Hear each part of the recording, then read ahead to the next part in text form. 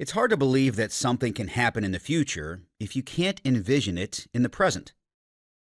This outlook has been true for most of my career, but I first learned about it from my mother. In the fall of 1959, the two of us were summoned to the office of my junior high school's guidance counselor, the formidable Mr. Schmutter.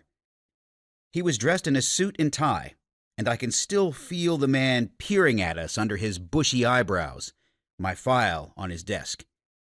I was in ninth grade and not a very engaged student, which is why we were there.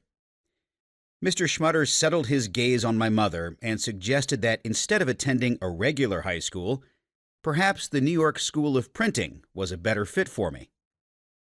"There's a lot of opportunity for people who can set type," he said to the woman who'd been taking me to the public library since I was 6, and once a week sent me off to school with a yellow envelope stuffed with crinkled dollar bills to deposit in New York City's college savings program.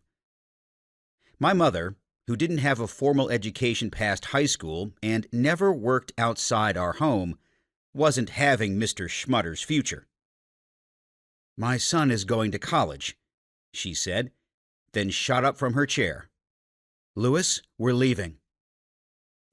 Anne Hershkowitz Frankfort clutched her handbag and exited without even saying goodbye. I stayed seated for a grueling few seconds, paralyzed with embarrassment. I was less bothered by Mr. Schmutter's opinion that I wasn't college material. And did he even say those exact words? Then I was worried by my mother's abrupt disregard for whatever authority I assumed this man had. At 13, I was witnessing my mother standing up for her beliefs by advocating for her son, who didn't yet have the chutzpah to stand up for himself. My mother believed that I would go to college.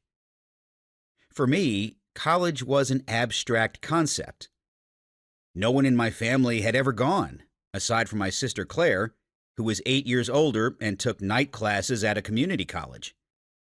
Before I could believe college was my future, I had to envision it too, see it in my mind's eye. That is vision. And once we have it, we can begin to take the steps on the path to achieve it.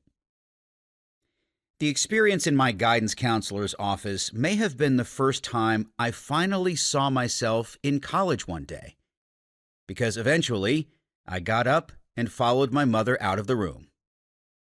I loved her. I wanted to please her. But more important, I believed her more than I believed Mr. Schmutter.